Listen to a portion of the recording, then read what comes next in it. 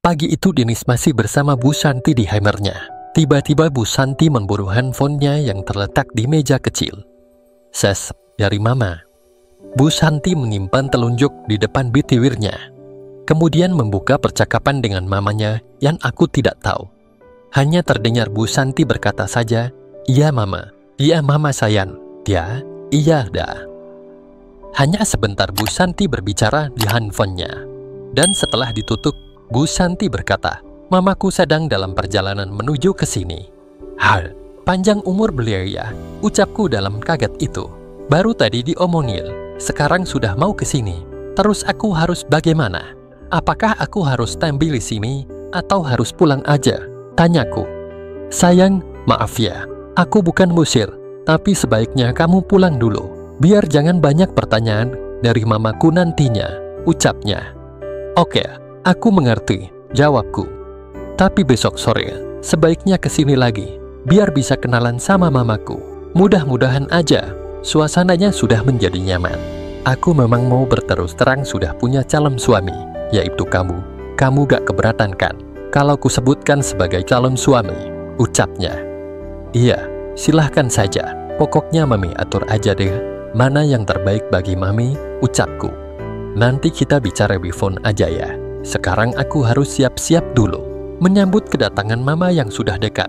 Katanya sih sejam lagi juga pasti tiba di sini," ucapnya. "Oke, kalau gitu aku mau pulang aja sekarang ya," ucapku. "Tak care honi," ucap Bu Santi sambil menepuk bahuku.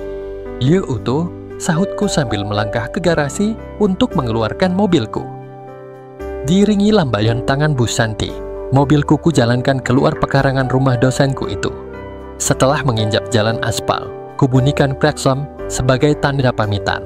Bu Santi pun melambaikan tangannya lagi yang kubalas dengan lambaian tanganku. Tak lama kemudian, mobilku sudah berlari di jalan raya menuju pulang ke rumah. Di sepanjang perjalanan menuju rumah, aku memikirkan apa yang akan terjadi dengan Bu Santi kelak. Apakah ibunya datang untuk memaksa Bu Santi agar mau dinikahkan dengan lelaki tua itu atau bagaimana? Entahlah, yang jelas aku siap untuk menghadapi segala kemungkinan yang bisa terjadi kelak. Bahkan seandainya aku disuruh menikah dengan Bu Santi pun akan kujalani saja. Meski usiaku baru 18 tahun, kalau memang terpaksa harus menikah, ya menikah saja. Itu sebagai tanggung jawabku, karena aku sudah mendapatkannya. Meskipun hal itu atas keinginan Bu Santi sendiri, sebagai protesnya atas rencana perjodohannya dengan lelaki tua itu. Tapi kalau Bu Santi tetap harus menikah juga dengan lelaki tua itu, aku tak bisa merintanginya juga. Ya, apa yang akan terjadi, terjadilah. Setibanya aku di rumah, kumasukkan mobilku ke garasi. Tampak mobil Papa pun ada di garasi, membuatku ingat bahwa hari itu adalah hari Sabtu. Papa tentu tidak masuk ke kantor di hari Sabtu dan Minggu. Aku sendiri tadinya mau pulang besok, hari Minggu. Tapi karena mamanya Bu Santi mendadak mau datang, terpaksa aku mengungsi. Supaya tidak banyak pertanyaan dari mamanya, kata Bu Santi. Mami menyambutku di dalam garasi, disusul dengan pertanyaannya. "Tadi malam nginep di mana?" tanyanya. "Di rumah dosen Mam, tadinya malah harus 2 malam nginepnya karena banyak tugas. Tapi bisa dipersingkat, sehingga bisa pulang lebih cepat," sahutku berbaur dengan kebohongan. "Papa terbang ke Medan lagi tuh nanti malam. Barusan dijemput oleh mobil perusahaan yang akan membawanya ke bandara," kata Mami. "Iya Mang," sahutku sambil tersenyum. "Pantasan Mami sudah senyum-senyum kayak gitu, kangen ya sama aku," ucapku. "Memang kangen, tapi ada sesuatu yang lebih penting sayang," ucapnya. "Apaan tuh yang lebih penting?" tanyaku. "Mami sudah dinyatakan berisi, tapi baru 4 mingguan," ucapnya. "Oh iya," seruku senang. "Berarti sekitar 9 bulan lagi kita akan punya momongan sayang," ucap Mami. "Iya Mam, aku bahagia sekali mendengarnya," ucapku dan mengikuti langkah Mami masuk ke dalam rumah. Mami langsung membawaku ke dalam Hammernya. Mami duduk menyelonjorkan kakinya di atas bed. Biasanya orang yang baru begitu, itu suka ngidam dan punya keinginan yang aneh-aneh. "Mami mau apa?" tanya aku sambil duduk di pinggiran bed. "Belum kepengen apa-apa, Cuma kangen sama kamu terus aja, sahut Mami sambil tersenyum dan memegang pergelangan tanganku. Lalu kami pun perlahan memulainya. Di sela-sela kegiatan itu, Mami berucap, "Mami memang sudah cinta berat sama kamu sayang," ucapnya. Aku pun sudah hafal pada apa yang selalu Mami inginkan pada waktu sedang begini ini. Semuanya terjadi dengan penuh kebahagiaan. Karena bagaimanapun, Mami adalah sosok yang penuh surprise bagiku. Sosok yang ku idolakan sejak aku masih di SMP, dan akhirnya ku dapatkan setelah aku menjadi mahasiswa. Diam-diam aku mulai menghitung sosok-sosok yang pernah bersamaku selama ini. Sudah ada 4 orang, Mamis, Mamang, Bicaca, Bu Santi. Cukup banyak, tapi kalau dibandingkan dengan pengakuan teman karibku yang bernama Hendra itu, aku masih kalah jauh. Hendra lebih tua 2 tahun dariku, tapi pengalamannya sudah segudang. Dia mengaku sudah dengan 21 wanita. Tentu saja semuanya wanita baik-baik. Setelah aku dan Mami sama-sama mencapainya, aku masih sempat bertanya padanya, "Bagaimana sikap Papa setelah tahu Mami mulai demikian?" tanyaku. "Senang sekali, terutama dari kamu sayang, darah dagingnya sendiri," jawabnya. "Biak kelihatan cemburu sedikit pun?" tanyaku. "Kalau orang luar yang memberikannya ke Mami, tentu Papa bakal cemburu. Tapi karena yang memberikannya ke Mami putra kesayangannya, Papa malah tampak bahagia sekali," ucap Mami. Tiba-tiba handphoneku borderin. Itu adalah WA dari Bu Santi. Karena bunyi notifikasinya aku bedakan dengan notifikasi dari yang lain. Tapi aku tak mau langsung membukanya. Takut Mami menanyakan WA dari siapa, dan aku susah membohonginya. Setelah bersih-bersih dan berada di dalam kamarku, barulah kubuka WA dari Bu Santi itu. "Sayang, ternyata mamaku sudah setuju kalau dirimu dijadikan calon suamiku. Tapi dia ingin bertemu dulu denganmu. Besok kan hari Minggu, bisa kan datang ke rumahku pagi-pagi. Tapi ingat, jangan ngomong kalau kita pernah melakukannya ya." Begitulah isi pesan Bu Santi. "Siap, Mam," jawabku singkat. Setelah meletakkan handphoneku di atas meja tulis, aku merebahkan diri sambil menerawang jauh ke depan. Aku memang sudah menyiapkan mentalku jika pada suatu saat aku harus menikah juga dengan Bu Santi, aku akan menyetujuinya. Tapi setahuku, Bu Santi akan mengambil program S3 dulu, baru mau menikah. Ya, pokoknya aku akan mengikuti arus air saja, mengalir dari hulu ke muara. Gak rugi juga aku menikah dengan perempuan yang 8 tahun lebih tua dariku. Terlebih lagi kalau mengingat bahwa Bu Santi takkan menyusahkanku, karena dia sudah punya pekerjaan terhormat sebagai dosen di kampusku, sudah punya rumah yang mentereng pula. Hanya mobil yang dia tidak punya, karena mobilnya dijual untuk menutupi biaya pembangunan rumah itu, katanya. Esok paginya, setelah sarapan pagi, aku pun mengeluarkan mobilku menuju rumah Bu Santi yang terletak di luar kota itu. Ketika mobilku sudah memasuki perkarangan rumah Bu Santi, dosenku yang cantik itu sudah berdiri di ambang pintu depan dengan senyum manis menghiasi bibirnya. Suasananya sudah benar-benar clear. Tanyaku setengah berbisik. Yang jelas Mama sudah menyerahkan keputusannya padaku sendiri. Gak maksa harus menikah dengan lelaki tua itu lagi, sahut Bu Santi. "Ayo masuk," ajaknya. Aku pun melangkah masuk ke dalam rumah dosenku itu, lalu duduk di sofa ruang tamu. Bu Santi masuk ke dalam, tak lama kemudian dia muncul lagi, lalu duduk di sampingku sambil menyerahkan sepucuk surat dengan amplop berlogo kampusku. "Apa ini?" tanyaku heran. "Surat dari rektor," sahutnya. "Besok aku harus terbang ke luar negeri untuk mengikuti seminar. Coba baca aja sendiri biar lebih jelas," ucapnya lagi. Lalu ku keluarkan surat dari dalam amplop berlogo kampus itu dan ku baca isinya. "Cuma berdua dengan Bu Nia?" tanyaku. "Iya, seperti yang tertera di surat itu. Aku akan berada di sana selama seminggu. Mau ngawal aku ke sana?" tanyanya. "Aku belum punya paspor. Lagian, kalau kuliahku ditinggalkan gimana?" ucapku. "Oh iya, begini saja, supaya hati Mama benar-benar tenang dan nyaman. Selama aku tidak ada, Papi tidur di sini aja ya," ucapnya. "Tidur di sini?" tanyaku. "Iya, yang penting malam aja, supaya ada orang yang bisa memberikan ras aman kepada mamaku. Siang dan sorenya si mau seharian di luar juga gak apa-apa. Jadi kuliahnya berangkat dari rumah ini, bisa kan sayang, ucapnya. Bisa, tapi aku harus ngomong dulu sama orang tuaku, sahutku. Tentu saja, semingguan di sini tentu bikin cemas ortu. Kalau gak minta izin dulu, besok pagi saja datangnya ke sini. Aku mau berangkat siang kok, terbangnya jam 6 sore, ucapnya. Mau diantarin ke airport, tanyaku. Gak usah, kan pakai mobil kampus, yang penting jagain mama dan bikin dia kerasan di sini. Kalau gak kerasan, antar pergi begitu saja, lalu laporan sama papa yang ganggal, ucapnya. Belum sempat aku menanggapi ucapan Bu Santi, muncullah seorang wanita bule, berperawakan tinggi. Itu pasti mamanya Bu Santi, benar-benar bule ibunya itu. Dan seperti kata Bu Santi kemarin, ibunya itu tampak seperti wanita 30 tahunan, padahal usianya sudah kepala 4. Mama, ini kenalin sama pacarku. Yang kuceritakan itu, kata Bu Santi sambil berdiri. Aku pun ikut berdiri, membungkuk dan menjabat tangan wanita yang tak kalah cantik dari anaknya itu. Dengan sikap sopan, Demis, ucapku mengenalkan namaku.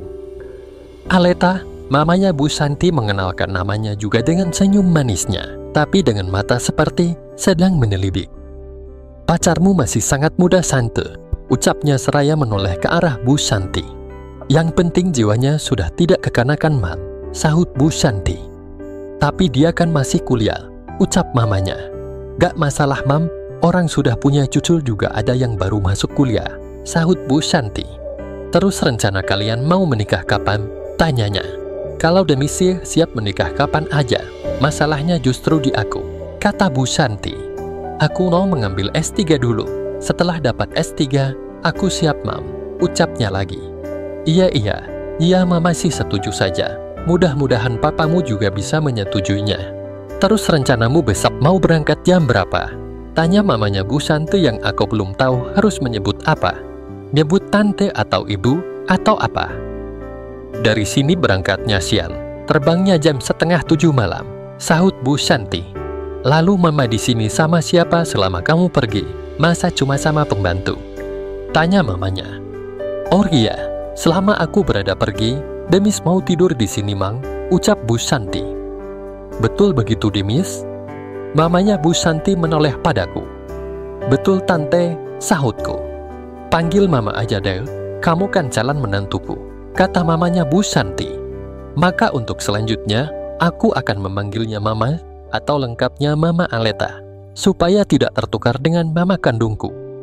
Lalu kami ngobrol dari barat sampai ke timur. Tapi pembicaraan diborong oleh Bu Santi dan mamanya, sementara aku lebih banyak jadi pendengar yang baik saja. Esok paginya, aku membawa pakaian agak banyak di dalam tasku dan pamitan pada mami, bahwa aku disuruh nungguin rumah dosen yang mau seminar di luar negeri.